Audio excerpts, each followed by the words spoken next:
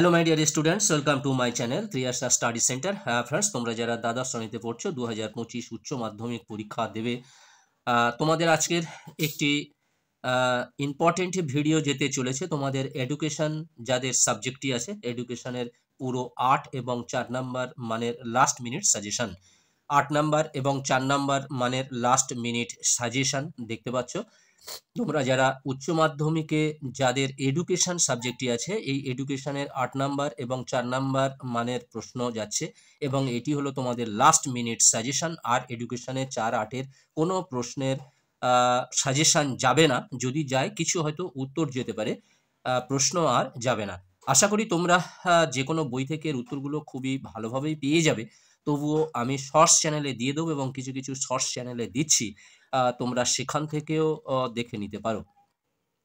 বন্ধুরা, আজকের ভিডিওটি একটু লং হবে, যেহেতু তোমাদের বড় সাজেশন, একটা ফুল সাজেশন 8 ও 4-এর মানের ফুল সাজেশন, সেহেতু একটু ভিডিওটি বড় হবে। তোমরা ধৈর্য ধরে দেখো এবং পুরোটা দেখলে তোমরা বুঝতে পারবে কোন কোন প্রশ্নগুলো তোমাদের কাছে খুবই খুবই গুরুত্বপূর্ণ। বন্ধুরা এসো, প্রশ্ন শুরু করার আগে যেটি বলা আমার দরকার, তোমরা যারা এখনো চ্যানেলটি সাবস্ক্রাইব করোনি অবশ্যই তোমরা চ্যানেলটি সাবস্ক্রাইব করে নাও, বন্ধুদেরকে লিংক বেশি বেশি করে শেয়ার করো, তোমরা একটা লাইক করে দিও, প্রয়োজনে কমেন্ট করো। এবং তোমরা যারা পিডিএফ পাওয়ার জন্য পিডিএফ পেতে চাও, তোমরা 9732818391 এই নাম্বার তোমরা হোয়াটসঅ্যাপে যোগ দিতে পারো, 9732818391। এসো আমরা প্রশ্নগুলো দেখে নিই। তোমরা জানো তোমাদের 4টি গ্রুপ আছে, গ্রুপ 1, গ্রুপ 2, গ্রুপ 3 এবং গ্রুপ 4, বা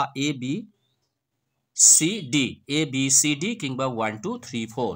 প্রথম গ্রুপে তোমাদের গ্রুপ 1-এ আছে, দেখতে পাচ্ছ চ্যাপ্টার 1 2 3, এই 3টি অধ্যায় নিয়ে তোমাদের গ্রুপ 1।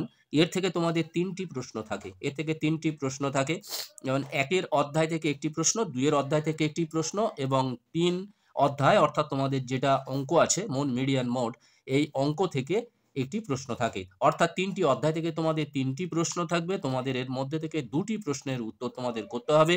নাম্বার কত? 8, অর্থাৎ 8 দুগানে 16, 8 দুগানে 16, সেটি আমি এখানে লিখে নিই। দেখো 8 গুণ 2, 2টি প্রশ্নের উত্তর করতে হবে, এখানে তোমাদের 16 মার্কস থাকবে। এসো আমি যে প্রশ্নগুলো ইম্পর্টেন্ট, আমি সেই প্রায়োরিটি অনুযায়ী কিন্তু লাস্ট মিনিট সাজেশন করি এবং সেই রকমভাবে আমি তোমাদের কাছে লিখে দিয়েছি। দেখো 1-এর দাগের প্রশ্ন, শিখনের কৌশল হিসাবে স্কিনার বক্স কি? স্কিনার বক্সের পরীক্ষাটি সংক্ষেপে বর্ণনা করো। 2-এর দাগের প্রশ্ন, ক্ষমতা কাকে বলে? থার্স্টনের বহু উপাদান তত্ত্ব চিত্রসহ ব্যাখ্যা করো। ক্ষমতা কাকে বলে? থার্স্টনের বহু উপাদান তত্ত্ব চিত্রসহ ব্যাখ্যা করো। 3-এর দাগের প্রশ্ন, অপানুবর্তন কাকে বলে? সক্রিয় অনুবর্তনের বৈশিষ্ট্যগুলি লেখো। 4-এর দাগের প্রশ্ন, পরিনমন কাকে বলে? শিক্ষাক্ষেত্রে পরিনমনের ভূমিকা আলোচনা করো। এবং 5-এর দাগের দেখতে পাচ্ছ এখানে মোড নির্ণয়ের অঙ্কগুলি প্র্যাকটিস করো। তোমাদের কাছে বলেছি আমি অঙ্ক তো এতগুলো অঙ্ক তো দিতে পারি না, অঙ্ক সাজেশনও দেওয়া যায় না, অর্থাৎ আমি বলে দিতে পারি যে মোড, মিডিয়ান এবং মিন মিডিয়ান মোড, এর মধ্যে থেকে তোমাদের 2025-এ মোডটা আমার কাছে ইম্পর্টেন্ট মনে হচ্ছে, তাই মোড নির্ণয় করার যে সূত্র আছে সেই সূত্র ধরে তোমরা অঙ্কগুলো একটু প্র্যাকটিস করো। 5-এর দাগের প্রশ্ন, এছাড়া দেখতে পাচ্ছ এখানে কোনো স্টার দেওয়ানি 6 এবং 7 কোনো স্টার দেওয়ানি, ফলে এই 6 আর 7 এই দুটি প্রশ্ন আমি এই লাইনের মধ্যে রেখেছি, দুটি লাইনের মাঝখানে রেখেছি। 5 পর্যন্ত খুবই ইম্পর্টেন্ট, এই প্রশ্নগুলো অবশ্যই তোমরা 100% মুখস্থ করবে এবং সেগুলো বোঝার চেষ্টা করবে এবং ভালো করে লেখা প্র্যাকটিস করবে। এরপরে দেখো 6 এবং 7 এই দুটি প্রশ্ন তোমরা একটু পড়ে যেও।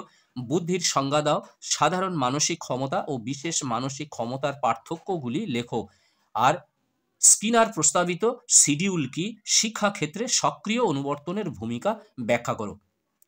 তাহলে তোমাদের এই গ্রুপ 1 যে প্রশ্নগুলি ছিল, প্রশ্নগুলি হয়ে গেল। তার মধ্যে দেখতে পাচ্ছ 5-এর যে অঙ্কটি আছে, 5-এর দাগের যে অঙ্কটি আছে, এটি বাদ দিলে তোমাদের মোট 4টি ইম্পর্টেন্ট, ভেরি ভেরি ইম্পর্টেন্ট প্রশ্ন। এর থেকেই হয়তো তোমরা 2টি প্রশ্ন কমন পেয়ে যেতে পারো, তবুও তোমরা 6-7 এই প্রশ্ন দুটি একবার ভালো করে পড়ে যাবে। এরপর চলে এসো গ্রুপ 2। তোমাদের গ্রুপ 2 চ্যাপ্টারগুলো দেখতে পাচ্ছ 4, 5, 6, 7, 8, এই 5টি চ্যাপ্টার নিয়ে হয় গ্রুপ 2। 4, 5, 6, 7, 8, এখানে দেখো 2টি প্রশ্নের উত্তর করতে হবে। তোমাদের যেমন 1, 2, 3 গ্রুপ 1 থেকে তোমাদের 2টি প্রশ্নের উত্তর করতে হবে, এটা থেকেও তোমাদের 2টি প্রশ্নের উত্তর করতে হবে। 8 দাগের প্রশ্ন দেখো, স্বাধীন ভারতের প্রথম শিক্ষা কমিশন কোনটি? এই কমিশনের বিভিন্ন সুপারিশগুলো আলোচনা করো। তারপরে দেখো 9 দাগের প্রশ্ন, শিক্ষায় সমসুযোগ বলতে কি বোঝো? শিক্ষায় সমসুযোগের ধারণাটি ব্যাখ্যা করো। তারপরে দেখো 10 দাগের প্রশ্ন, কোঠারি কমিশনের সুপারিশ অনুসারে প্রাথমিক শিক্ষার পাঠ্যক্রম বিষয়ে আলোচনা করো। পাঠ্যক্রম বিষয়ে আলোচনা করো। তারপরে দেখো 11 দাগের প্রশ্ন, 11 দাগের প্রশ্ন আছে জাতীয় শিক্ষানীতি 1986, এটা 1986, জাতীয় শিক্ষানীতি 1986 এর মূল সুপারিশগুলি আলোচনা করো। এবং 12 দাগের প্রশ্ন, মুদালিয়ার কমিশনের মতে মাধ্যমিক শিক্ষার লক্ষ্য ও উদ্দেশ্য লেখো। এই প্রসঙ্গে সপ্ত প্রবাহ ধারণাটি বর্ণনা করো। দেখতে পাচ্ছ 13 দাগের একটা এক্সট্রা প্রশ্ন তোমাদেরকে দিয়ে রেখেছি, প্রাথমিক শিক্ষা সংক্রান্ত কোঠারি কমিশনের সুপারিশগুলি আলোচনা করো। তোমরা 12 পর্যন্ত যে প্রশ্ন কটি দিলাম, এটি থেকে কটি প্রশ্ন হলো? এটি থেকে 8, 9, 10, 8, 9, 10 এবং 11, 12 এই 5টি প্রশ্ন তোমরা খুব ভালো করে তৈরি করবে। এবং 13 দাগের যে প্রশ্নটি রয়েছে, প্রাথমিক শিক্ষা সংক্রান্ত কোঠারি কমিশনের সুপারিশগুলি আলোচনা করো, এটি একটু পড়ে যাবে। এরপরে চলো আমরা গ্রুপ সিতে যাই। গ্রুপ সি তোমাদের চ্যাপ্টার থাকে 9 এবং 10। এর থেকে তোমাদের 2টি প্রশ্ন পড়ে, একটি প্রশ্নের উত্তর করতে হয়। দেখো এখানে লেখা রয়েছে একটি প্রশ্নের উত্তর করতে হবে 4 নাম্বার মানের প্রশ্ন। 9 থেকে একটি প্রশ্ন থাকে এবং চ্যাপ্টার 10 থেকে একটি প্রশ্ন থাকে।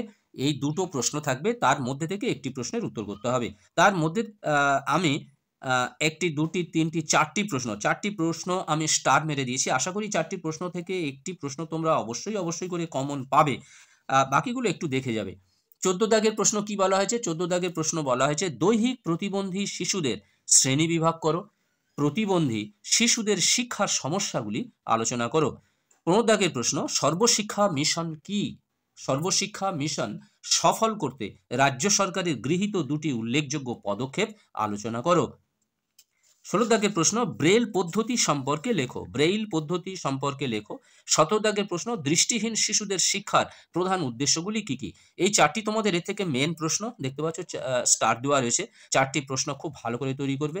এছাড়া তোমরা 3টি প্রশ্ন, কারণ এখানে অনেক প্রশ্ন দেওয়া আছে, তাই এই বাড়তি এই 3টি প্রশ্ন তোমরা একটু দেখে যেও। 18 দাগের প্রশ্ন, সর্বশিক্ষা অভিযানের যে কোনো 4টি মূল উদ্দেশ্য লেখো। ভারতবর্ষে প্রাথমিক শিক্ষাকে সর্বজনীন করার প্রয়োজনীয়তা আলোচনা করো এবং দৈহিক প্রতিবন্ধী শিশুদের বিশেষ শিক্ষার প্রয়োজনীয়তা সম্পর্কে আলোচনা করো। এরপরে আমরা চলে এসেছি গ্রুপ ডি।